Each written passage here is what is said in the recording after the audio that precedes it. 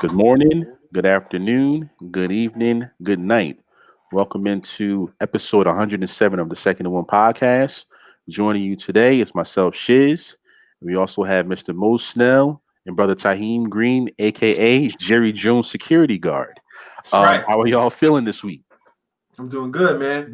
We all right, man. We all right. We Yesterday good? I was on a Zoom call with Yo, Jerry for like 6 hours. hey man, the clocks go back this weekend, man. So enjoy as much sunlight as you can because soon it's about to start getting dark at like 4:15, and that's always bad. But I feel like it started already getting dark fast. yeah, it is getting Yeah. dark, but when you lose that hour and you walk out of that office and it's already pitch black, depressing. Yo, you know what the funny thing is? Because like now technology is caught up and everything sets automatically. Bro, I thought the time went back in September. Bro, I was not ready for this time to jump back. I thought it already happened. Yeah, but all right. How this podcast works? We talk about mostly sports, hip hop, and politics, and everything in between. We give it to you straight, raw, no chaser. And if we offend you, we apologize slightly. How we kick things off, we have our taking a shot segment where we give a bold prediction about one of the categories I just named. Collectively, we do pretty well, about 80%. But when you take a shot, we're bound to have some hiccups here and there. I'm gonna switch it up. I'm gonna take it to the association right off the top. Okay. I'm gonna take it to these Philadelphia 76ers. I like it. I So like it. they just hired GM Daryl Morey. I guess he's going to be running basketball operations or whatever because Elton Brand is still there. He was the original GM for the Houston Rockets. He's all analytics. Has PJ Tucker at center, just doing a whole bunch of dumb stuff. Mike McCartney of the NBA. So what that leads me, am I taking a shot? I think Joel Embiid or Ben Simmons gets traded before the season starts. He's one of those guys that is never afraid to shake it up, never afraid to make bold moves, never afraid to make big changes and ship out somebody. And I just think, coming in, new coach, Sam Cassell just joined the staff. Philadelphia, they're starving for a championship. Embiid and Ben Simmons, they've proven that they can work, but not work well enough to win a championship. Part of that is due to health, and other is Simmons can't shoot, so they just can't. They don't fit that well. So what that leads me to believe is that they're going to try to move one of those guys, and they might try to package in either Al Horford or Harris because their contracts are bad. So my taking the shot is this: Simmons or Joel Embiid before the season starts, which is in December. We'll talk about that a little later. One of those guys will be off the roster opening night. Snell, your thoughts? Yeah, I pretty much agree. Somebody's definitely going to be off that roster. Everybody keeps thinking like it's Ben Simmons because he can't shoot, but I actually think that that guy, I think he hates bigs more. Like they always trade their big man out. So Yep. I just think it's more than likely Joel Embiid. Given Joel Embiid's like injury history, he can't really shoot. He sometimes he hits threes, but he can't really shoot. And Murray just hates bigs. So I would think that he would move Embiid because at least with Ben Simmons can't shoot, but at least he can drive and create for somebody who can shoot. So I think that's a better option for the style of basketball that he wants to play.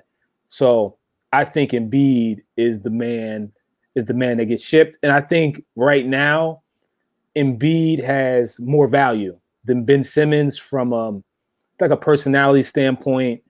And he doesn't have injury, and he doesn't have he doesn't come with that he can't shoot. Like he doesn't come with like a negative package like immediately. How Ben Simmons, like if you get Ben Simmons, everybody's like, yeah, you got Ben Simmons, but he can't shoot. Yeah. If you get Joel Embiid, it's like, oh, you got Joel Embiid. Like he's a skilled big. Like yeah. And to clarify, not long-term injury, but Ben Simmons is like literally hurt still. So yeah, that's what I meant. Oh yeah, absolutely. But I think if you look at it like overall between like Joel Embiid's history with like the ankle in college and knee, like those injuries combined with like his back issues that he's had, he's really been hurt more than Ben Simmons in the totality of his career. So I think Embiid's the one to go. Yeah. All right, Taheem, your thoughts. So yeah, that's super interesting, and I completely agree with you. One of those two guys is going to go, but I think it's going to depend on the market for one of those two guys. The Joel Embiid thing, I think Joel Embiid has like a personality thing with him. Like you said, he might be able to go, but he's also injury prone too. Like, and this is Ben Simmons' first injury, but like Mo, he still brought up good points. Like Ben Simmons can't shoot, and Embiid can't shoot sometimes. He can drive and create. Like, what can Ben Simmons really do for you if you were to sub him out and get another big? So I think it's really about whoever they get the most value for. You know what I mean? And that depends on whoever they talk to, because a team may value Ben Simmons more than they value Embiid, and vice versa for another team. But I do think Ben's correct. I just don't know who gets traded. All right, moving on. Taheem, what is your take in the shot, sir? All right, I'm going down here to these lackluster Buccaneers. Right? All right. All right.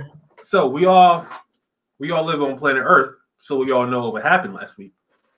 BA signed AB, but a couple months ago, I think a year or two ago, BA has some not so flattering words for AB.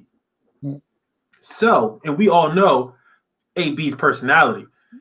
Like he might only get 2 receptions, and then the next day at practice go out and come out with his drawers on. That's it. It's be out there practicing. I think he's a loose cannon. I think he's super wild. I don't think he plays for the Buccaneers for more than 3 games, and I think he's out of there. Three games. I think they get 3 games out of him, because you also got to remember the NFL cleared him, but he still has civil suits or civil cases he has to deal with too. Like, he might get locked up. You can't practice from in jail. Well, here's I don't think he's going to jail. That's number one. And number two, Tuesday he's going to jail. Number two, he's done the appropriate. He's the most important thing he did that has probably gotten him back into the NFL. He's gotten off that social media. I haven't seen a social media. I haven't either. I haven't seen a social media. He put out an album, right? But this was, I think, all of this crazy stuff ended when week 1 got here. Once football started, I don't recall a post, a message, a tweet, or anything from AB since the season started, and that just tells me that he's like, hey man, or I think, because I believe he has a new agent now. His new agent told him, like, hey, if you want to get back in the league, you want to start making money again, delete your social media or just stay off it.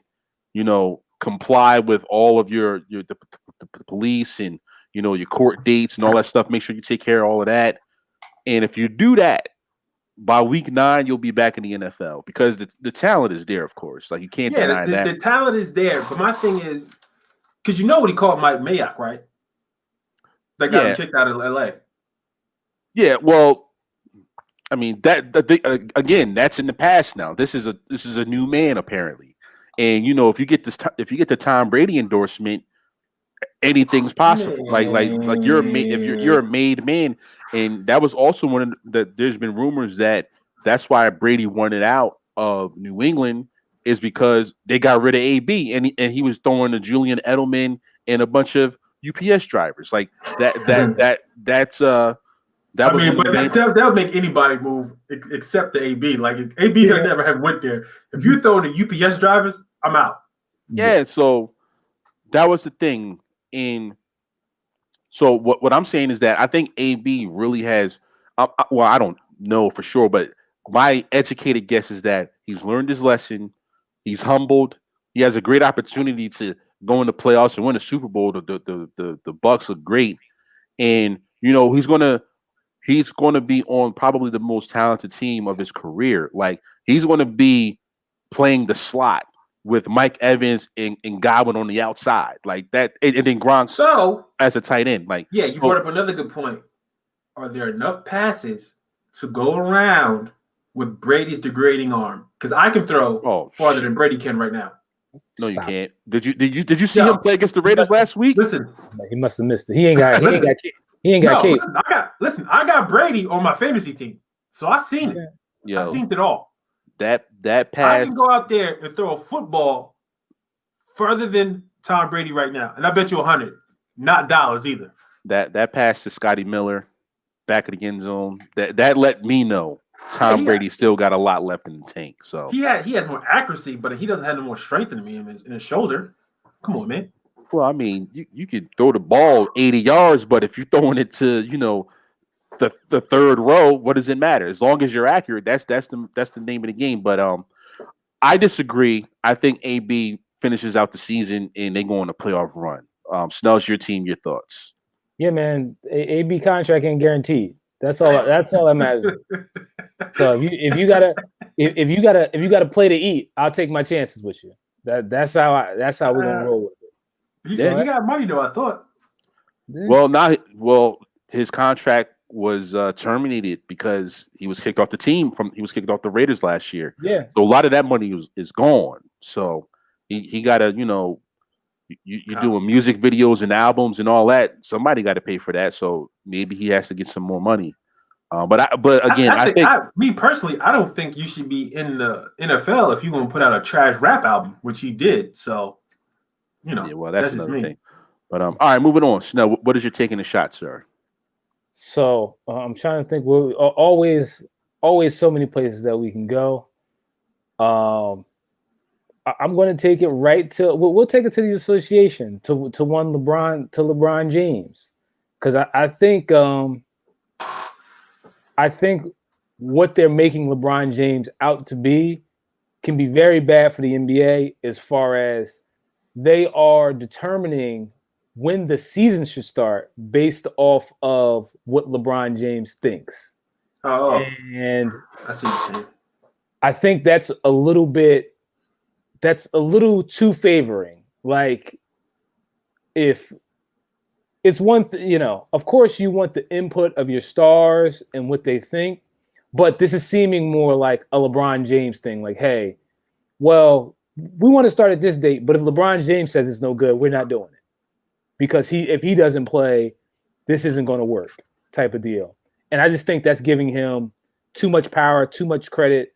And I know you're always supposed to favor the stars, and LeBron James is your biggest star, but I think that if they pick a date and LeBron James says, hey, this date doesn't work and this is no good, I really think you see some wild, like almost like a wild revolt go on in the NBA, because as much as you can say, hey, LeBron James doesn't want to play Christmas Day or whatever, he doesn't think it's a good idea.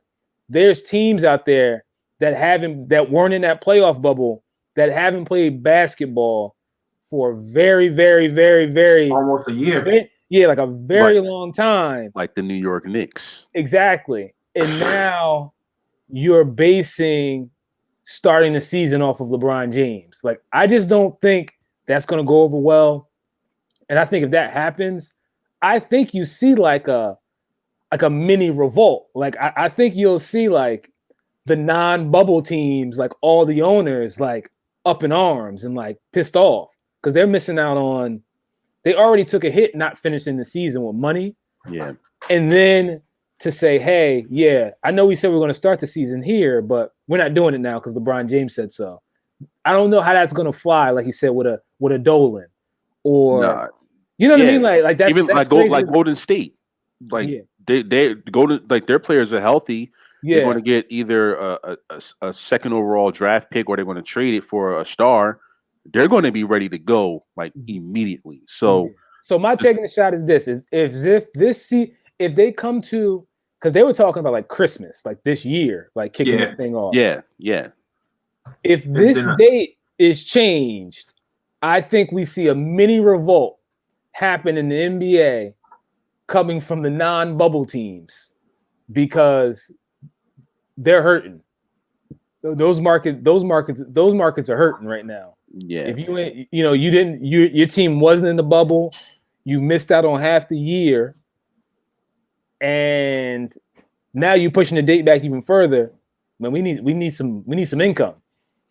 Yeah, I agree that there will be, a lot of pushback from NBA teams, especially teams that didn't make the bubble, because right now the date is December 22nd that the season is going to start, and that's less than 2 months. Yeah. For the Lakers, that's a quick turnaround because you went to the finals, you won it, but like you were saying, like teams like let's say the Warriors and like the Knicks and a bunch of teams that didn't make the playoffs, they ain't played ball since March. Like we're getting close to a year, so we don't even know like if those rookie like for me personally, like RJ Barrett, like it might be still your rookie season coming up because like you haven't completed the full year yet. So I definitely think there's going to be a lot of pushback, but at the same time, the fans, like we don't have a vaccine yet. So even though they're going to be playing these games, there's going to be no fans in there or very little. And that's a whole nother mess. And they're going to be reliant on that TV money to, like hold them afloat. And if we keep pushing the season back, they're losing out on not only not having fans in the arena, but you're losing out on TV money. And that's just problematic. So I definitely think that the season will start sooner rather than later, especially if it's only because LeBron James doesn't want to play. Like that won't stop them from starting. Maybe LeBron takes the first month off on his own. That's a Laker problem, not an NBA problem. But it's an NBA problem. It is an NBA problem as far as like TV ratings. But I think the league overall, like we're moving forward, and if you're not playing, it's going to suck, but we got to get these games going, and that's what I think will happen. Taheem, any thoughts on that?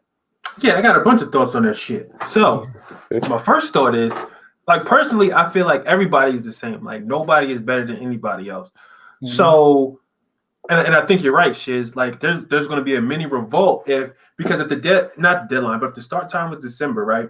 And then LeBron James is the first person that comes out and says, "Hey, let's postpone it. Let's go to." I think he was like, what was it, like January something? I can't remember. January or February, like January. If it was like the 20, if it wasn't like January 22nd, it was like February 22nd. Yeah, something like that. So if they skip and go right to that date, then it's like the league is favoring one person. You know what I'm saying? Like, and like Shiz was saying, like if I'm an owner, I'm flipping desks, I'm burning buildings, I'm throwing babies off roofs. Like, you can't do that for one person. You cannot, because that's super favoritism. Like, it's nobody knew Corona was coming. It came. It put us in this position. We got through the position. We still had the season. We still had a playoff. We still had a championship. You guys won it. Suck it up and play on December. That's all. I don't care if LeBron James is 103 years old. This is his 87th season. Start playing. Start playing. That's if you're great, which I don't think you are. If you're the MJ or better than MJ, which I don't think you are, or even Kobe, then you'll show up to play. It won't be I need a little management. I need a couple extra months off. Let me tell you this.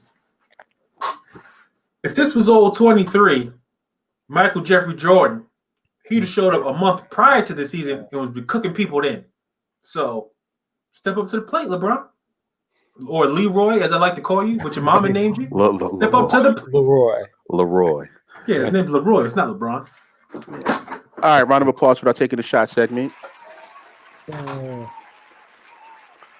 right, moving in to these topics. 49ers at Seahawks. Well, we're on to week 8. 49ers at Seahawks. 49ers, 3-point underdogs on the road in Seattle. 49ers coming off an impressive victory in New England. Seattle coming off an overtime loss to the Arizona Cardinals. Interesting division game. NFC West definitely looks like the best division in football. 100%. And there's a lot of good football being played in that division. Even the Rams playing well. So great division game, great division matchup. 4:25 on Fox, I believe. Taheem, your team, the floor is yours. Break it down for us, sir. All right, man. This is going to be a close game. But I don't know if the 49ers are going to win this game. As you can see, this 49er country. But I'm logical. I'm a realist. I'm going to tell you how it really goes, what it really is and how it's really going to go down. The Seahawks, they just picked up Dunlap to improve their defensive pass rush. Because as we all know, or you should know if you've been watching football, the only thing that's been making the Seahawks move is that Russell Wilson, who is probably going to be the MVP of the league. He's already got my vote, and mine is the only one that matters. So outside of that, that defense has sucked. That defense is terrible. So then you go on to the other side, the 49ers. The 49ers have been bitten and injury plagued the whole season. Mostert, he's out again. People are just getting hurt left and right. So it's going to come down to, does Shanahan has enough of a scheme to keep his team in it? Because I honestly feel like, man, no matter what the points spread is when you get into the fourth quarter, like no matter how much the Seahawks are down, Russell Wilson is going to come back, man. He's just incredible. He's just playing like lights out. Like no matter how much pressure you put on him, he's always answering a call. He's always picking it up. He was delivering dominoes and hurricanes and blizzards. He's just the man right now. And I think when you look at this game, it's a injured 49ers team, 52-man roster against Russell Wilson and Tyler Lockett. That's it. That's what it is. But I got Seahawks winning a close game. All right. Yeah, I think this is a really good matchup.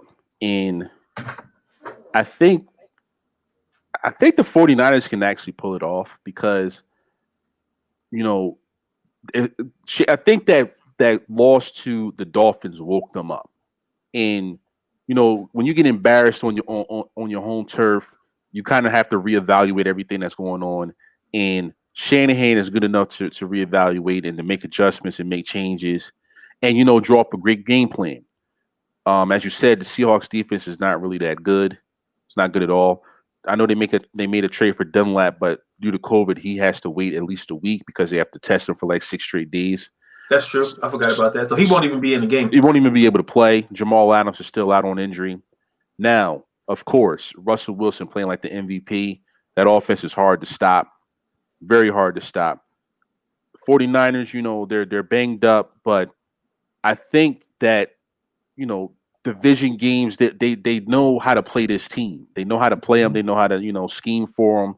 And while I do think it's a coin flip game, I can see 49ers covering the spread for this game. As far as like winners and losers, tough call. Seahawks are at home, even though like the fans are not really a factor. I just think this is a really, really tight, tough, close game. Going to be entertaining to watch. I'm not going to bet it, but I can see this game going either way with the 49ers winning or the Seahawks winning, just because division game, they know each other well. The Seahawks are very flawed on defense, but great on offense. 49ers, balanced team, getting players back, slowly but surely. I just think this is overall going to be a great game, but as far as a side, I'm not going to pick a side. Snell, your thoughts? Yeah, if like this game, I think, like you said, I think it'd be a really close game. If I had to pick someone, I would probably pick the Seahawks. The Seahawks just aren't a team you want to face coming off of like a loss. Mm-hmm. This is one of those teams you don't want to face coming off a loss, especially a loss like that. I just think they'll kind of be locked in and just focused after a loss like that because they just play like that.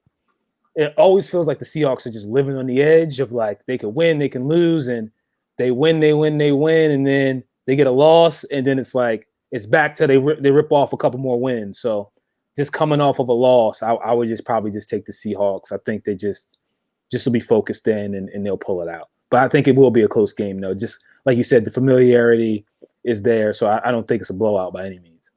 Yeah. All right, moving on. Sunday Night Football, Cowboys at the Eagles. Ladies and gentlemen, I don't know. I really don't know what to say about the performance the past couple of weeks from the Cowboys. We go to DC, lose to a team with no name by 20 plus points. Andy Dalton gets concussed. Nobody's there to help him up. and now we're going to third string rookie quarterback Ben DiNucci on the road at Philly, division rival. And I really don't know what to expect. I want to say we're just going to get our asses kicked, but I'm a fan, so I'm kind of irrational. I'm hoping that somehow, some way, Ben shows some ability. He's in the NFL for a reason. Just move the ball. Like, can we get a little bit of offense going? Like, we didn't score a touchdown last week against the football team. Zeke looks like he's running in mud. Offensive line is banged up like I've never seen before. We are going to get Zach Martin back, Joe Looney's back. But I like we're an 8-point underdog in a division game, and it's just I haven't seen it this bad in a long time. Like this is like Quincy Carter days bad. Like the Cowboys are playing, and it's tough. And I've been taking some flack because I was talking up this Andy Dalton for a year and a half, and I want to clarify my statements. I was saying that we should go with Andy Dalton at $20 million a year and use that other 20 to spend on players. My plan was to never have Dak and Andy. So for the people that keep criticizing me about that, hush your mouth. But back to it. This game, Philadelphia, their strong suit is their defensive line. Our weakness is our offensive line because of injury. We got a third string quarterback from James Madison. They might not even be able to beat Monmouth. I don't know. But I'm still going to, I'm going to root. I'm going to watch every play. But, at this point, man, let's just get ready for the draft. Jerry has made some moves. He traded Everson Griffin for a 6th-round conditional pick. Don Terry Poe, 30 pounds overweight. He was released. Darryl Worley, he was also released. So I don't know what's going on. Trade deadline is next Tuesday, same day as the election. So that should be an eventful day. But overall, for this game, bet your mortgage, bet your life savings, bet your savings bonds, bet everything you own on the Eagles minus the 8. Those are my thoughts. Snell, Taheem, whatever your thoughts. I'm not even going to just start talking, please. I've said enough. Listen, man. Right. After I'll be quick. It'll be very quick. After last week, this is elementary, by the book, a coach that has lost the team. So, with that being said, for the rest of the year, good luck. That's all I'm gonna say. So let me take my shades off. All right, let me get serious. So yesterday, I was on a Zoom call with Jerry Jones, and the topic of discussion was they tried to sign me to be the backup quarterback behind DiNucci. Right? You're smoking crack. Of course, Shiz would say that, and I turned him down. I turned him down because that team is trash. Like, Jerry couldn't pay me enough money to pay to be the backup quarterback.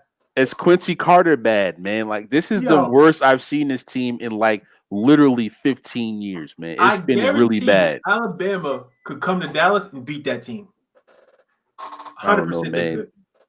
Because they're getting there. Like Mo was saying, nobody wants to play for McCartney.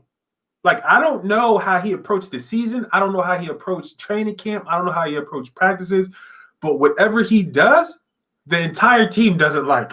It's not like one or two people. The entire team does not like what he's doing in practice. For your players to come out and say, we were not prepared, you got an issue. And this is coming, the head coach didn't get you prepared. I could have prepared that team to play that game. Yeah, it's so many issues, man. Like defensively, like our safety Xavier Woods, there was a video out there where Antonio Gibson, rookie for the football team, he had a 40-yard run, and it was like they were having a race to the 5-yard line. Like Woods was completely turned around on the play, and they were running the same direction. It seemed like as a Literally- safety, you're the last line of defense. How is that possible? So Literally, like every play was a pass play, and they zoomed out. The receiver, if he didn't get thrown to, he was always walking back, but he was deeper than the safety was. So he was behind the safety every time. yeah, Every time he was behind the safety. safety play has been an issue since Roy Williams, and Bro. now, but you know what's funny though, like this just lets me know how much of a bad human being Earl Thomas must be, because Must be. we are horrible at the safety position, and they still won't bring him in. So this man must come in and be like, you know what, I'm not practicing today. You know what, I'm here, but I ain't here. You know what, I'll see you guys on Sunday. That must be his mentality throughout the week, because for him not to be on the roster, not just the Cowboys, like I know the Texans were interested in signing him. They didn't bring him in. They're 1-6. I don't get it. It has to be something that like they know about him personally. Like it may be like some court stuff that's just not out in the media yet. Because wasn't it his wife that was brandishing a gun or something like that? Yeah, I think that case just ain't settled yet, and I think he's coming in like here's the documents, and they're like, oh, They're like, no, you're guilty. Yeah, like that. We're gonna pay you $3 million for you to be in jail next week. Yeah, this is gonna get ugly. Like, Yeah, we'll hold it. That has to be, because like even if Earl Thomas was like, yo, I'm not practicing this week, he's still better than every safety that Dallas has right now. Oh, by far. So him not practicing wouldn't be an issue. It has to be legal. Oh, and before we leave this game, speaking of safeties, Eric Reed was offered to join the Washington football team, to join the practice squad to get in shape, get to know the playbook, but he declined it. Any thoughts on that? I think that, he has the case where, he's accusing the NFL of blackballing him and Kaepernick, and, he says that he hasn't been given a fair shot. I think by him declining this opportunity even though it may not have been the best of opportunities, it was still an opportunity. And I just think it's a bad look on his behalf. Any thoughts on that? I mean, I look at it as I need to know how much he was offered. Yeah, probably not very much. Probably like then it's a white ball. Vet minimum. Then it's a white ball, because Eric Reed is 100% worth more than the vet minimum. 100% worth more, especially to these teams that need him. Like Dallas could use him. Absolutely. You know what I'm saying? So, and like I was talking to Shiz in the chat, like it's kind of like a reverse mind game. It's, we know we blackballed you, but we're going to give you an opportunity, but we're going to lowball you so much that you can't take that opportunity. So it looks like we didn't blackball you. That's the only thing they're doing. But here's the thing: there's players like Snacks Harrison and even Des Bryant that have signed practice squad deals in effort to get to the main roster. So with Eric Reed, it's kind of like the same thing. But those guys weren't the guys that were standing right next to Kaepernick on a social justice tip. They weren't there. Yeah, but they might have felt it, but they weren't giving up their positions like Cap was giving up their positions. Well, his position. I'm sorry. Yeah, I understand that, but what does that have to do with like those guys still taking practice squad deals? Because Eric Reed is associated with Kaepernick, so you blackball the two of them. You see what I'm saying? Like Des Bryant, he wasn't known as being an activist and being an issue, so for him to take a vet minimum is fine, because he just wants to play. You know what I'm saying? And I think he's even further removed from the game than Eric Reed is. Eric Reed was on a team last year, wasn't he? Yeah, the Panthers. Exactly. And like I said, he's 100% servable. It's like, all right, so look at this, Shiz. So if you're the top graphic artist dude in the land, right? I am. You say something, I don't like it, I fire you. Mo comes around, me and Mo are in the same business. We try to keep you out of it. Mo says, yo, this dude Shiz might try to sue us. So he might try to sue us because he said, well, blackball, you know what I'm gonna do? I'm gonna offer him $5 to come work for me. He offers you $5. You say, no, I'm not worth $5. I'm worth more than that, right? Because you are, right? Yeah. You Nah, say of course. no. Nah, I get 100% what you're saying. Okay. I just think that it's still an interesting situation because you have other vet players taking that practice squad deal in efforts to get to the main roster. So My only add to that is that with Dez Bryant and Snacks, they're not going to a team that's 2-5. They're going to teams that are you playoff, contenders. So where's Snacks going? So Seattle. He's going to Oh, Seattle. come on, man. Yeah, and then Dez going to the Ravens. So I don't know. Like, I try not to. Like, to me, I don't take it as too big of a deal because I think it's more of like, I'm not going to take this Redskins deal because I can probably wait another week or two, and somebody else get hurt, and I can get picked up on a team with a chance at the playoffs. So like that may be the case also.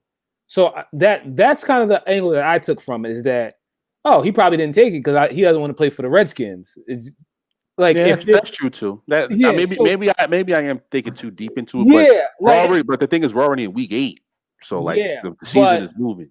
Yeah, but this is a 100% contact sport. So do you want to go out there and risk your life for the Washington team, or no? Do you want to? For the team? Exactly, but literally for the team, you're gonna say or would you just like rather keep yourself in good shape and roll the dice that hey maybe somebody on the Titans goes down or maybe somebody on a actual contender goes down and I get a call, like that's true. So that's how I took it. I really didn't look at it from a blackball standpoint. I was like, it was a practice squad deal from Washington. Like, and you're a vet. Like, he's not playing to play. Like, he wants to win a championship. Like, don't call me for nothing else that ain't a championship. Yeah, that's true. That's true. All right, moving on. Monday Night Football, Tampa Bay Bucks, 10.5-point favorites at the New York Football Giants. Snell, your team, your thoughts. Just everyone, please show up. Don't go out partying the day before. Take this game 100% seriously. Let's take care of business, get the win, and we should have no issues here. I don't really see how we can have it. Only way I see us losing this game is if we beat ourselves. That's no disrespect to the Giants because I still got the Giants winning this NFC East. Oh yeah, but they just don't have the talent. I don't think they have the talent in key positions to compete. I don't think they have a good enough offensive line to hold up against a Todd Bowles pass rush. So I think we should win this game, pretty easily. But everybody got to show up. No days off. So that's all I ask. Everyone show up. Nobody do anything crazy. We'll be without Godwin. I don't think that's too big of an issue. I feel like the offense is coming around, so I think we'll be okay. Just everybody got to show up. Yeah, I think this is a clear ass whooping on deck here, and now we got news that there's been a COVID outbreak on the Giants' offensive line, so that just makes things worse. So I fully expect the Bucks to come in here and just whoop the Giants and just get out of here. And I think Tom Brady, even though like the regime is gone, he might still be pissed off that the Giants took 2 Super Bowls away from him. I think so. He might just come in here like, yo, let's put up 50 tonight. We're on national TV. Let's show Daddy Dimes and crew how to really throw a party and just put up 50 and get on out of there. Like I said, like you said, I see no issues with this game. Bucks cover, Bucks win. Let's move on to week 9 for them. Tahim, any thoughts on this ass whooping on deck? Dave Gettleman, I don't even know Jerry Judge. I don't even know Joe Judge. Joe Judge. Jerry Judge. Jerry Judge. Danielle Jones. They got no chance. Tom's gonna come in and light their asses up. That's all I got to say. You about to see a massacre on national TV. Yeah, you about to see. Yo, this is good. This is what does Mo say? The massacre of the week? No, I call it the Royal Ass. That game's coming up next. But this is I'm definitely gonna be an a new phrase. This is gonna be the bloodbath of the week. Okay, the bloodbath of the week. Yeah, it's because you know what, the Giants are gonna, they're gonna come in. We're the New York football, we're the G-men, and then just get punched in the mouth. What does G-men really even mean now? Nothing. I guess giant men. Giant men. That's what I always thought. That's a statement to name about yourself. Oh, I'm a giant man. Shut up. Like, I guess that I don't know. But all right, moving on to the royal last bit of the week. Jets at Chiefs. Oh my goodness. Oh my goodness. Chiefs 19.5-point favorite. It's not really much to say here. It's just a royal ass whooping on deck. Like, what can the Jets do? I will say that the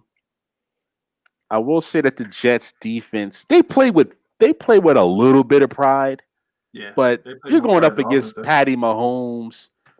They got Le'Veon Bell now. This is a royal ass whooping on deck, and there's not really much else to say.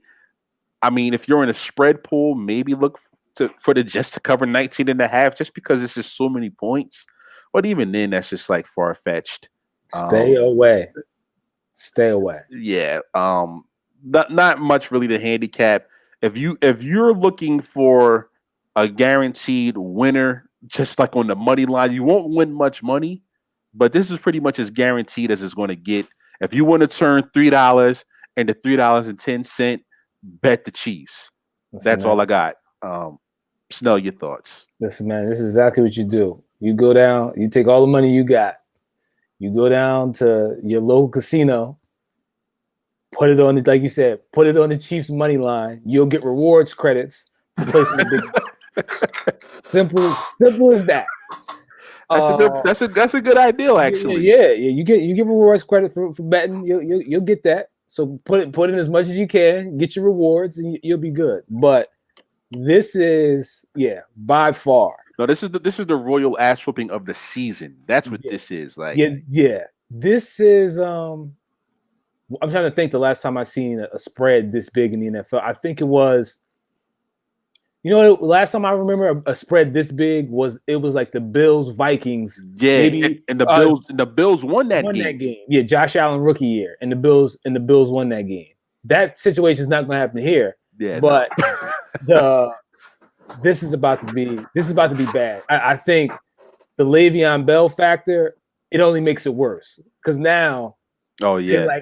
They're like, now we really got to kick your ass because we got Le'Veon on the team. Like, it only added fuel to the fire because Le'Veon's going to be on the sideline like, don't. Put me in, coach. Yeah, like, nobody take their foot off the gas. I got a couple extra dollars for you. And that's it. Got a couple extra dollars for you. You know what I mean? So it's going to be it's going to be bad. That's going to be that would be hard to watch. I wouldn't even be able to watch. Like, after the first half, I don't think that game's watchable. Yeah. Tahim, any analysis on this game? I got a quick one for you, all you Jets fans. Take all your money and invest it in a therapist. Because the way y'all get your asses beat today, I mean, this season, this week. Yeah, it's going. Please. Yeah, this is like the Jets are. It's very unlikely that it could ever happen, but the Jets they move into that. They're in that conversation of, could the best college team beat the worst NFL team? Like, they're there. You start looking at that. It's like, hey, there might be like Alabama or Clemson might be able to upset. I think Clemson could beat Dallas. Come on, man. Come on. No, we're not going. The way that Clemson's offense is set up, I think they could beat Dallas. They come now. Nah, I think neither one of them could be. Neither one of those teams can. Dallas is not that bad. The Jets are that bad. They got DiNucci, and I denied the spot behind DiNucci. Listen, the Jets are historically the Jets are in there with the, they're below. I think when the Browns went 0-16, like they're below that. The Jets are trotting out Frank Gore. Yeah. So no, don't even say nothing because I think last year Mo was talking. He was talking Frank Gore up. No, Frank Gore's first dollar. Yeah, exactly. Eighth So, ballot. you always But want a First first ballot ballot Hall Hall of of Famer out there. Yeah, not at 37. Like he's first ballot. Like now, he could stop. Like he could stop playing last season. I had him first ballot. He's still playing for some reason, and that's your leading rusher. That's No, not good. I think he wants that Emmitt Smith record. He won't get that. I'm about to say Because how short is he at? Like 4,000 yards? he will not get he will not get there. He's a couple thousand. He's thousands of yards back, and he's behind his. I think the only player that can possibly get it is AP. Yeah, and both of them are running behind atrocious offensive lines, so they ain't got no. And for the Lions, Swift is kind of like taking over that job anyway. So and with the Jets, LaMichael Pirine is kind of like getting into gear with that job. So I don't know, but this is definitely like the royal last whipping of the week. But we move on to Frank is down like 2,500 yards. Yeah, no, he's not getting. Looking at it right now. He might be lucky to get 700 yards behind that offensive line this year. And AP is down 4,000. Yeah, no, they gotta. Yeah, there's just no way. There's no shot. He won't have a 100-yard rushing game this season. You trying to get 2,000 yards? Not happening. Yeah. All right, moving on to the closest person that is actively playing football, besides the two people that we named, which is Frank Gore and Adrian Peterson, is LaShawn McCoy, and he's down 8,000 yards. I think nobody in NFL history will ever break that Emmitt Smith record. Nah, he got a long way to go. Nobody, because after McCoy is Marshawn. Marshawn is down 9,000.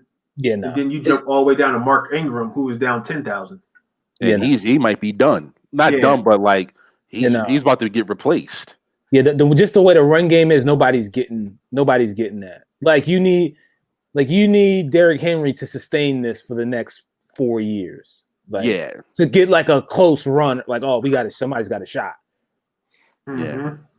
All right, moving on from the worst game of the week to the best game of the week, probably Steelers at Ravens. Ravens 4-point home favorites. Ravens coming off a bye. Steelers coming off a nice win over the Tennessee Titans. Division game. This is outside of like the NFC East matchups, just because like I'm a fan of the Cowboys. I think Ravens Steelers is one of my favorite games to watch, just as like a fan of football, because it's always hard hitting, always tough, and these teams they leave it all out on the field. They go back and forth, haymakers thrown back and forth. Steelers have a great run defense, and the Ravens, their strong suit is the run. If Lamar can figure out a way to get some passes down the field, I think they might be able to cover the 4. But the Steelers, they're undefeated, but they do some dumb stuff on offense. Like Ben, I think he had like 3 interceptions last week, and the Titans defense is not good at all. So the Ravens defense, they're coming off of a bye. They're going to be, fresh and lively. They're going to be, looking to make some opportunities on Big Ben. So I think I'm going to go out on a limb and say that the Ravens might be able to cover this number, just because I think they make enough plays on offense, and then they also force Big Ben to make some turnovers, and they find a way to get the win and cover this number. I know initially when I saw the spread, I thought it was kind of I thought Steelers all the way, but after like doing some research and doing some digging, Steelers pass defense is not that great. And on offense, Big Ben will turn the ball over. Ravens motivated just because like it's a division game and they want to prove that, hey, it's our time now. So I think the Ravens win this game and cover the 4. Taheem, your thoughts? Yeah, like you were alluding to before, like just outside of your team, like you just love to watch football. Like I love to watch football. I'm a fan of the sport. And this is one of the games that you kind of sit down and you love to watch because these two teams are evenly matched, especially when we're talking about defensive.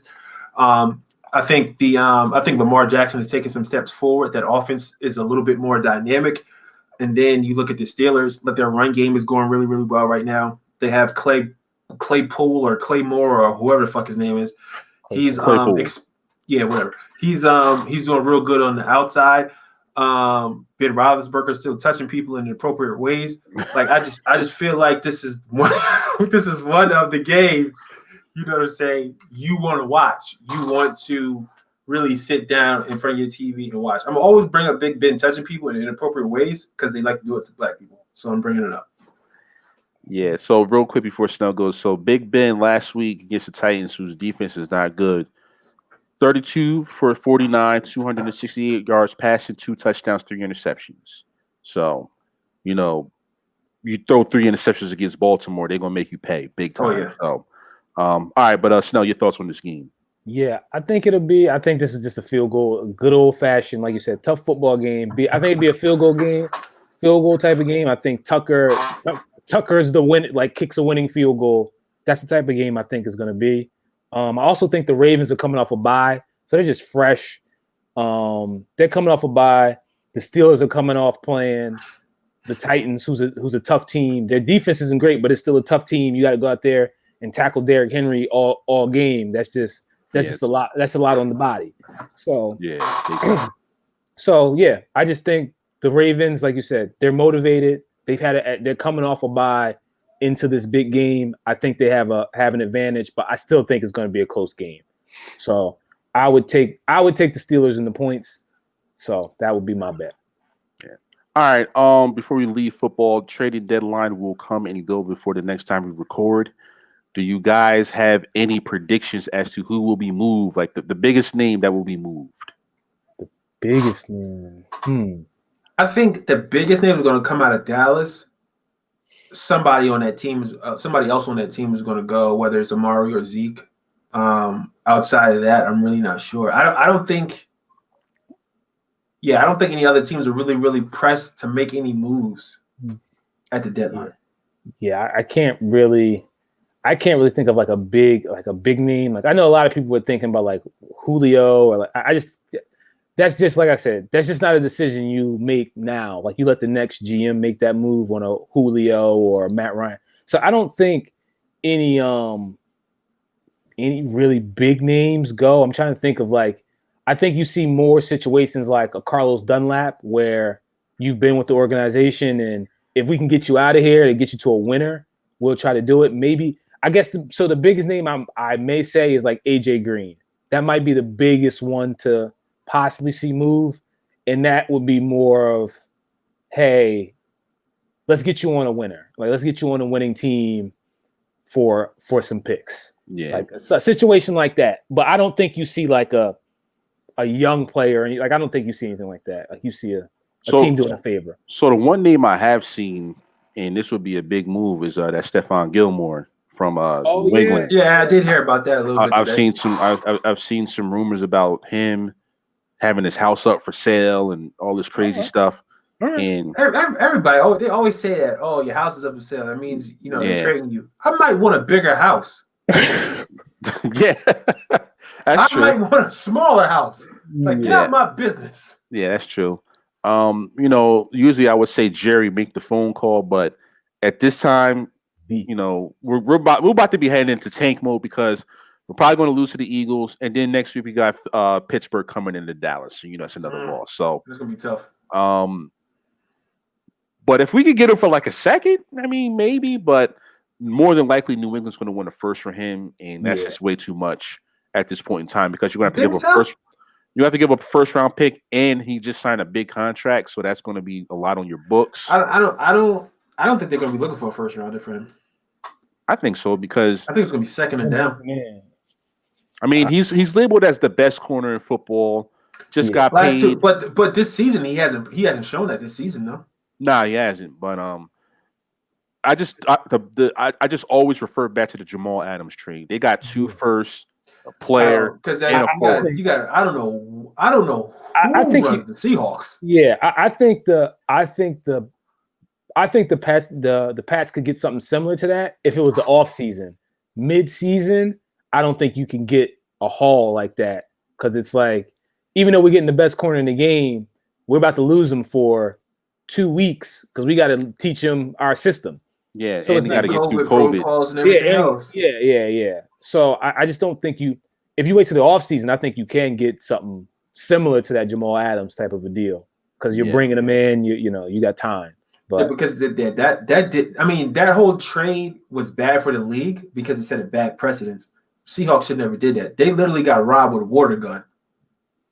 Yeah, and he's been hurt. Like it's Yeah, they got robbed with a water gun. Like, they you are can't do they that. are they are 5-1.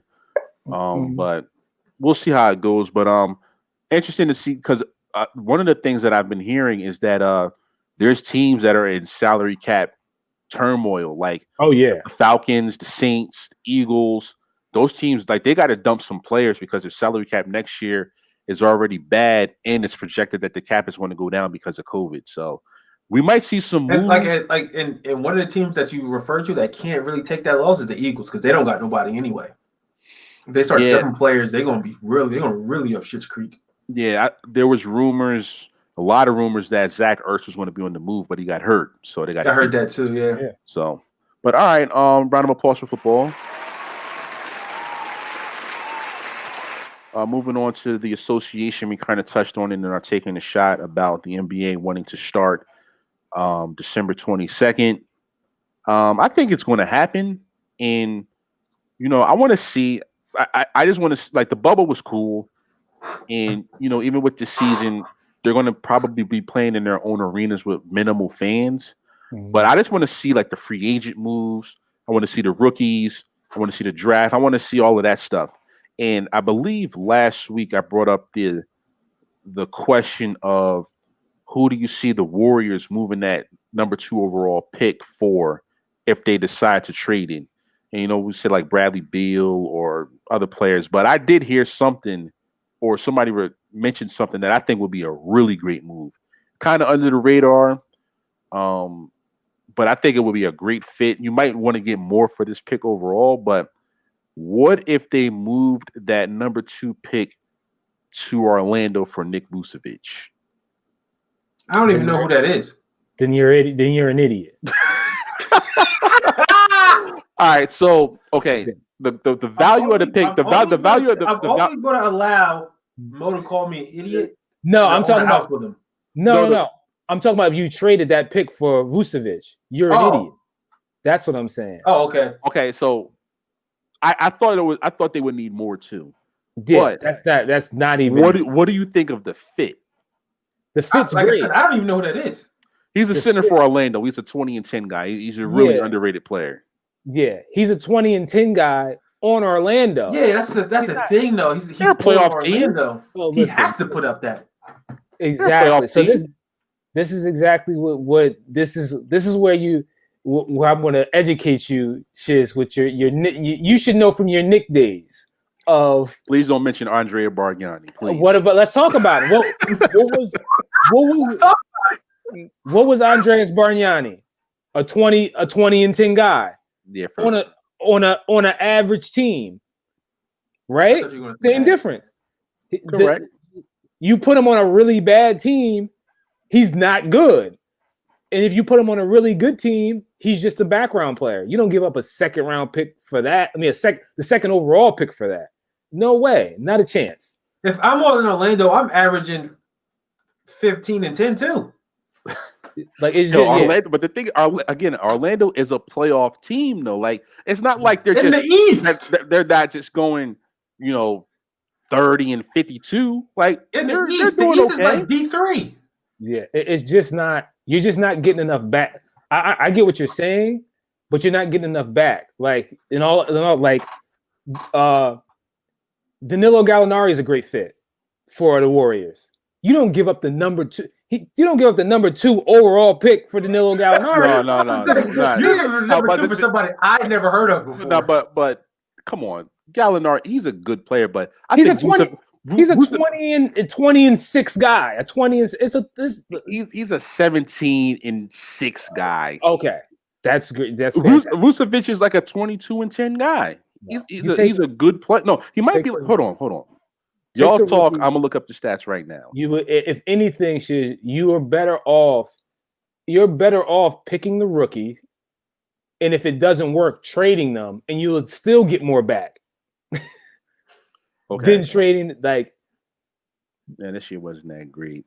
No. So Now, all 20 those years you just looked at are average. So You 20 said, so this 20 year so wasn't 20 great. so Get outta here, 28 man. 2018 he was 21-12.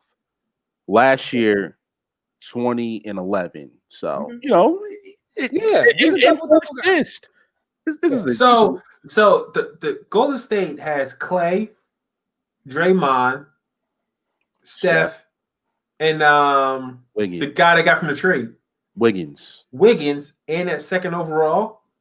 Yes. Yeah, you don't go after Nikola Jovic, Vucevic. Yeah, You whatever. don't go after him. Yeah, you don't go for him. You got to I go think- after American. I feel like, to be honest, like if you traded the number 2 overall pick, I think you're getting something like second team NBA type play. Like you get Yes.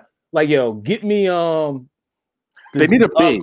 Get me like Yeah, they I feel like do need a I big. feel like the second overall pick should get you like Rudy Gobert.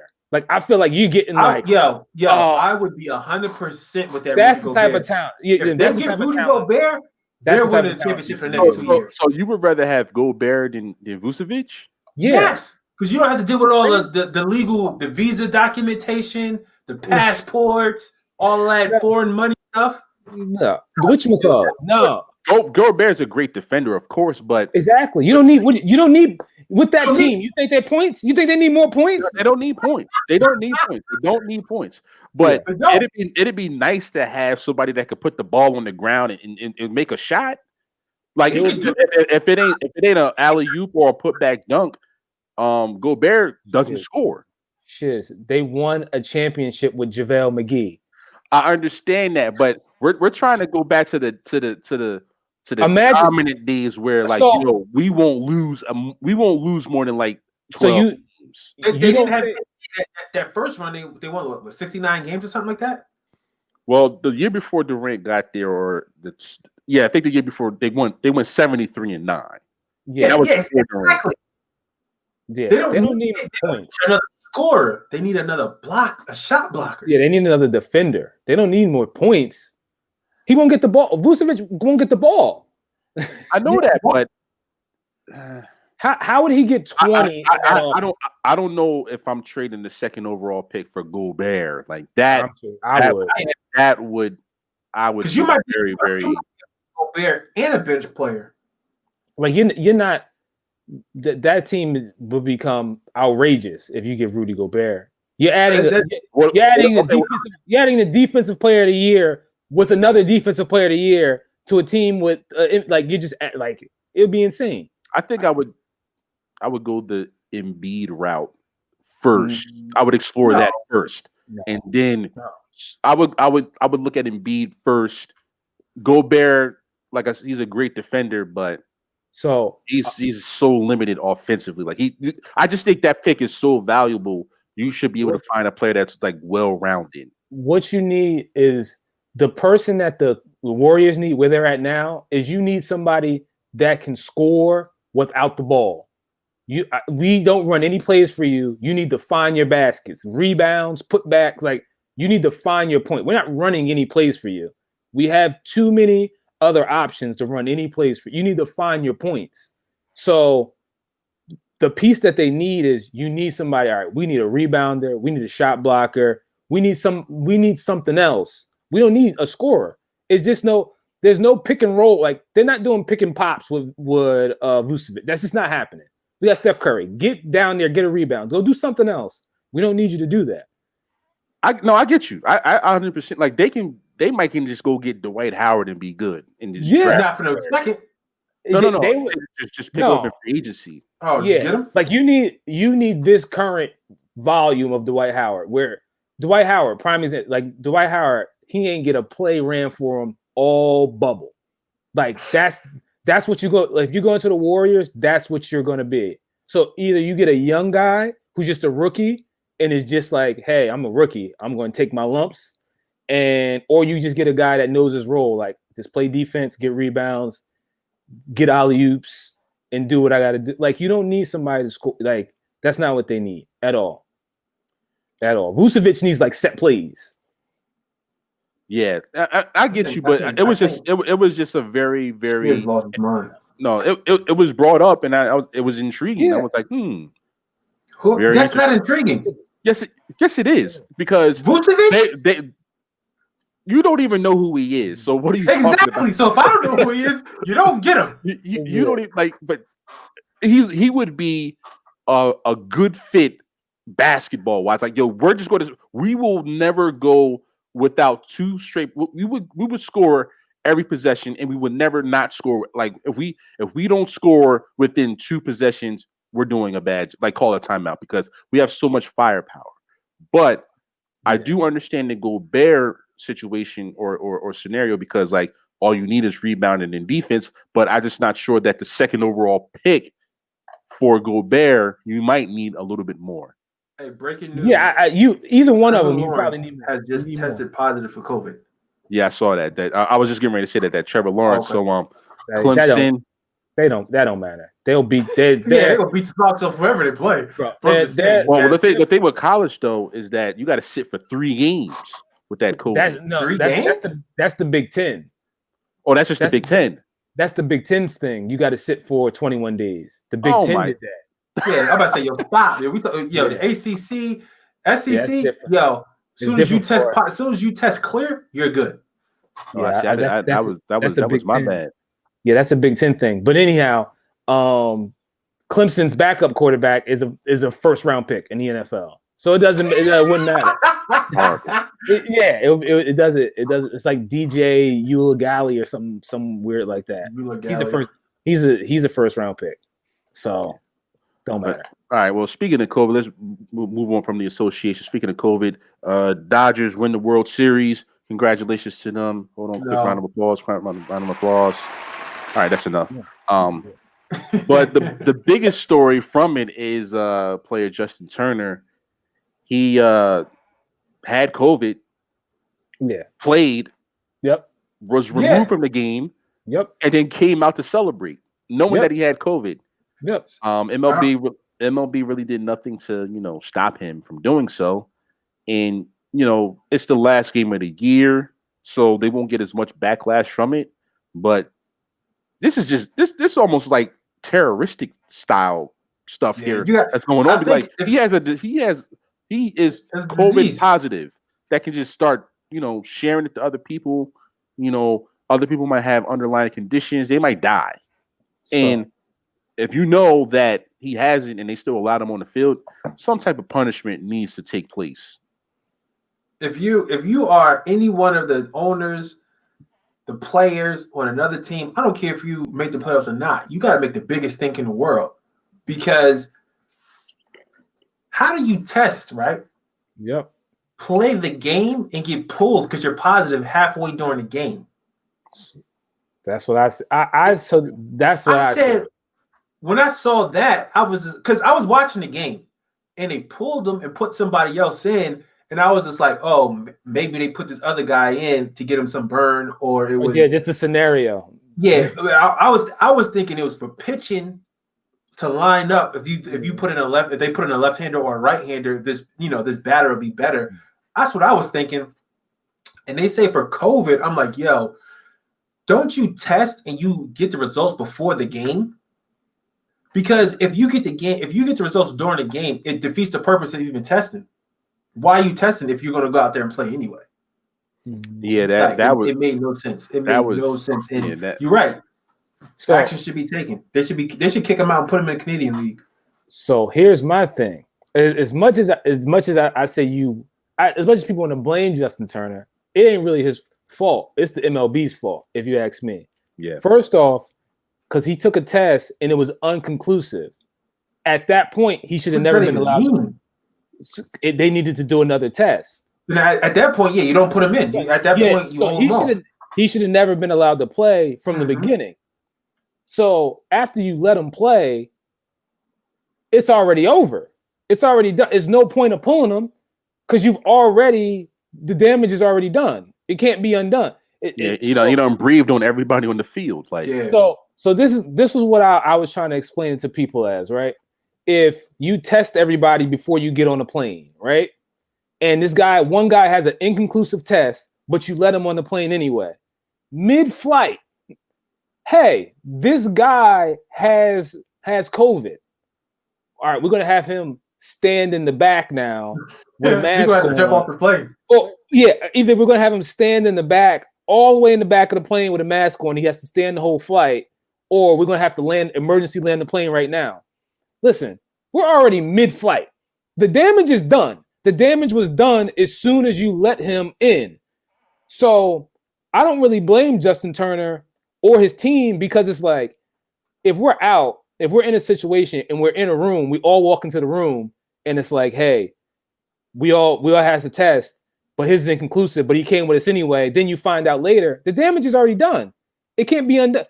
You just sat through 7 innings in a dugout with the man. Now you find out he has a positive test, and now you stay back.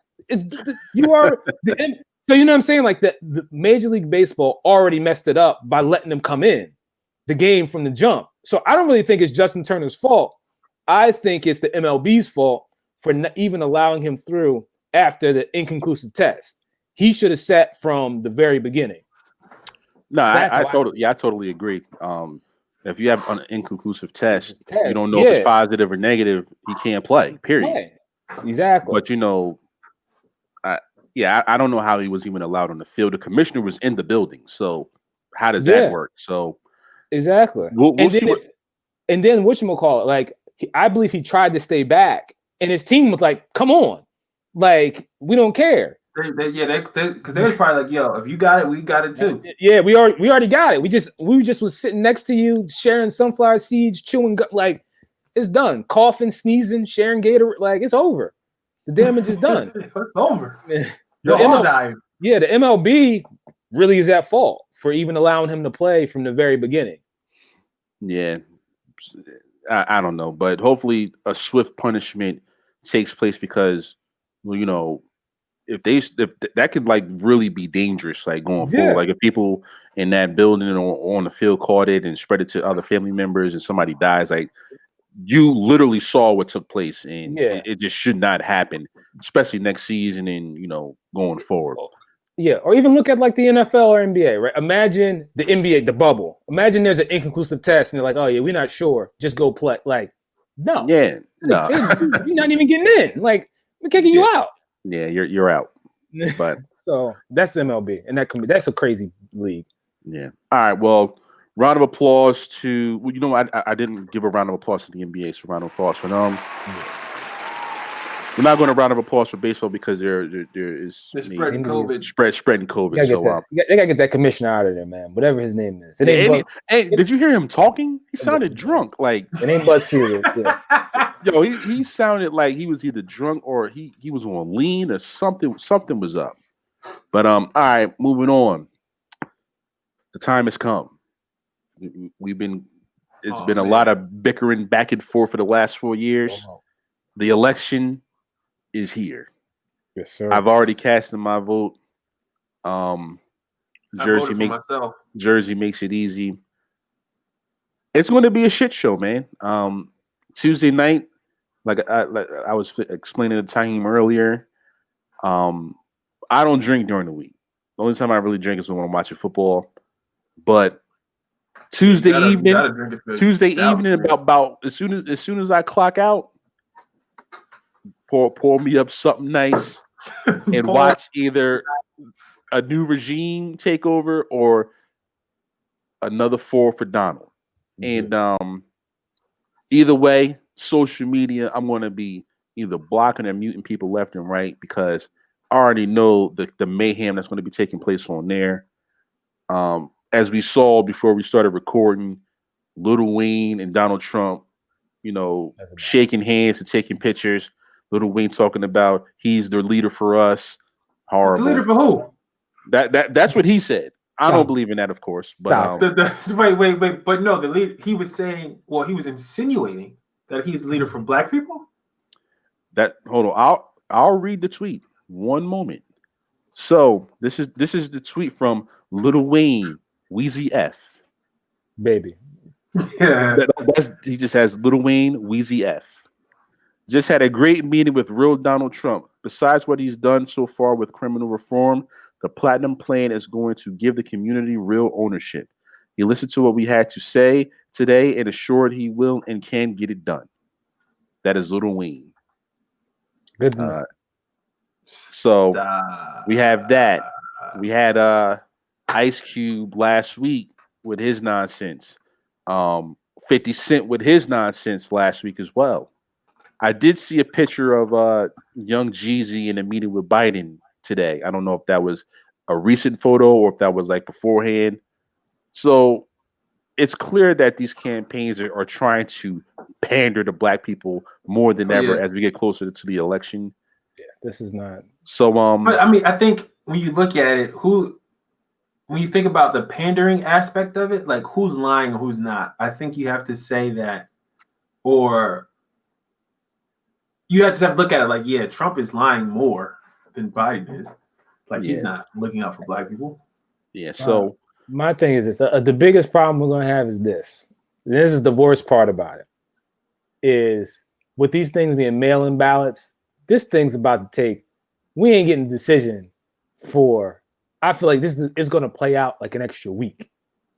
Yeah, that's true too. That's the biggest thing that I really am not looking forward to. Like, yeah, so we got some votes, but a mail truck went missing today. You know what I mean? Like just random things happening. Like, yeah, an entire mail truck went missing today in Kansas. We can't find it. So I see that. You know what I mean? Like just random things like that happening. So either we need to discover this mail truck or everybody needs to vote again. Like, okay. Yeah, there's definitely gonna be some shenanigans going on where we won't know the clear winner for at least a few days, but we'll have an idea as to what is taking place on Tuesday night. I think for sure. And it's been 4 years of just chaos, and hopefully, we were able to vote Biden in, and then hopefully after those 4 years, we can really like get a good, because Biden is old as hell, so it's already going to be a problem. But I think the thing with Biden is, he's old, but he's going to put a cabinet around him that's going to support him. Like he's going to put the appropriate people in the appropriate positions. Like he's not going to go and get his homeboy from 30 years ago that didn't graduate high school to be the leader of education in the United States. Like he's not going to do that. That's true. So yeah, we'll see. By the next time we record, we may or may not know who our president is, but Tuesday night it will be a shit show for sure. Anything else? Oh, I moving on from the election, I went back and listened to that Black Thought album. That's what you should have did. And my fear came true. What? A great rapper. Too much, right? Too much. It's just like, yo, some bro. people like that. I listen, man. I love me some Petey Crack, man. Petey. Yeah, Petey. But man, a Petey album, too much. It's because of his voice. Yeah. I told you, when you listen to Black Thought, it's like being plugged directly into the Matrix. Yeah, nah. You can't. He's going to give you 1,000 bars in 15 seconds. But you got to dissect them all in your brain at once. Nah, and like I said, when he comes on for a feature on somebody else's song, excellent. Yeah. But a whole album of just Black Thought giving you 9,900 bars per song, it's just like when you're done with the song, it's just like, all right, so what was the overall message in that song? Everything. That's what that and that's the problem. Like, but that's what I love. Like, so Black Thought, like he puts like African heritage in his bars. Like he relates bars from the motherland in there, and they all make sense. Like who does that? No, he's a great rapper. I'm not taking anything away from him, but an album is just too much. Sometimes, Shiz, you gotta go to Africa. Sometimes you gotta go. That's on my bucket list. I'm gonna get there one day. Get you there. I didn't listen to the album, but I know exactly what Shiz is talking about because I've seen it. A great feature, great and then it's just an overload. It's just too much. It's just gonna be too much. And the thing Another thing about about Black Thought is like Black Thought don't really have like a let me roll out a couple singles, get you in the mood for what you're about to hear. It's just like, no, here's this. I don't even know how many tracks it is, but it's probably like, here's these 20 tracks of pure bar. rapping. Yeah. That's just pure rapping. That's what you need, man. Pure rapping and perfect pronunciation of every word. Exactly. And he don't breathe. He just keeps going. He just keeps going. Like, that's what you need. Like, that's like when I go to the gym, I lift all the weights 5 times. Listen, man. All of them. I pick all the weights up when I go to the gym. Listen, man. That's like Black Thought. He says every word in the English language. Nah, he really does. Every On word, his every word in that Every dictionary is being said. Exactly. And it rhymes, and they give you a message of Black power. Listen, man. I'm sure it's a great album, man. I don't have. No, it's well constructed, and you know the music. The music just it sounds good. I won't lie to you there, but like when I'm lit, I'm just like, yo, all right, man. I'm on track 8. I done heard 900 bars already, and I don't even know what is being said. It's just everything is just coming together. Yeah. It's just not for me, man. Great rapper though. I'm not taking anything away from him. Great rapper, but album wise, I can't do it. Yeah, no, I already know I don't have the mental capacity to sit straight through like just one shot through a Black Thought, because he's saying so much that you need to like, you gotta go back and listen to this again, like, because it's just like when he did that Funk Flex freestyle. Yeah, he killed that. Bro, I had to listen to that thing like 4 or 5 times because you miss so much because you trying to dissect the past 4 bars, and he just gave you another 4. So it's like, I got to listen to this thing.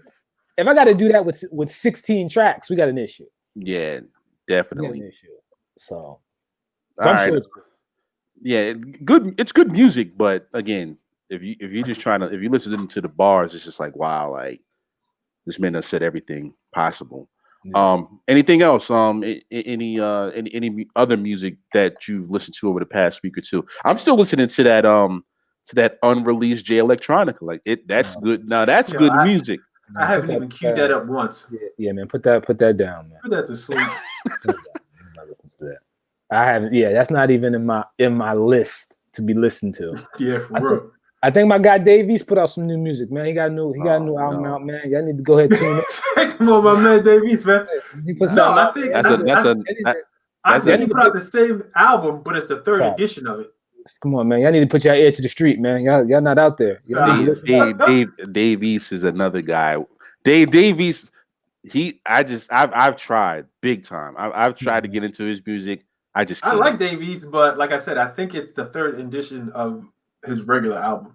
Come on, man. Like he has a couple songs in Chinese on this album. Like it's just a 3rd edition of it. Yeah, Davies. I don't know. He's just not on. He's not on my list of rappers that I'm looking for. I've tried to listen to a couple of his releases in the past couple years, and it's just not. It's just not for me. Not for me. Nothing wrong with that. All right. Anything else? Any announcements or anything else left to say? Anything sports wise, music wise, election wise, current events wise, anything out there that we may be forgetting? Listen, man, I ain't got I don't think we got nothing else, man. Listen, man, if you can, all I'm telling people, man, take that ballot, don't put it in that box, man. Go down to your county, get that right to them. Municipal buildings. Yeah, go right down to the municipal buildings at your county, wherever you can, and try to hand that thing to them, because I already see it. I already see where this is going. Yeah, the post whole office. missing. Yeah, the whole post office is gone. Like, I think in Jersey you can track your ballot somehow. I got to look up how you can. Yeah, I seen it was a way to track it, but you can't even trust that. You can't even trust the tracker. Yeah, I think eventually, I don't know how they can do it, but we're gonna have to move to voting via phone.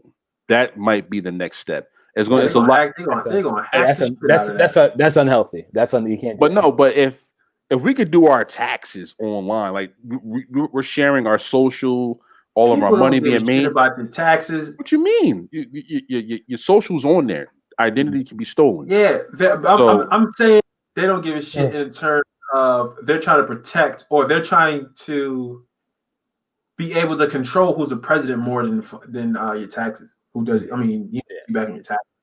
Possibly, but I think with all this technology, man, I think being able to vote via phone or via internet, that should be the way to go. But you do leave yourself vulnerable to being hacked big time. Yeah. But all right, if there's nothing else, a round of applause. All right, that was episode 107 in the books. You can find us on social media. We're on Facebook, Instagram, and Twitter at Second and One Podcast. Videos on YouTube. Search Second and One Podcast. Also, if you want to send us an email, you got any questions you want us to answer, or you want to be on the show, you want us to interview you, or you want to send us something, you want to send us some money, send that over to info@secondandone.com. Moving along, man. Week 8 of the NFL season. I didn't think we would make it, but here we are. We're about to be halfway done. Keep my Cowboys in prayer. We need it. Yeah, man. At this point, if we get blown out by the Eagles, the season's over. I mean, technically, if we win this game, we're in first in the NFC East somehow, some way. That's crazy. But I'm not expecting. I don't know what to expect. Ben DiNucci, never really seen him play. I know he played a lot in the second half of the game last week, but he had no idea what the plays were even being called. So we'll see what happens this week. And like we said, vote, be safe, turn your clocks back, and that'll be that. So if there's nothing else, this is the Second and One Podcast. Thank you guys for listening, and we'll go with you guys next time.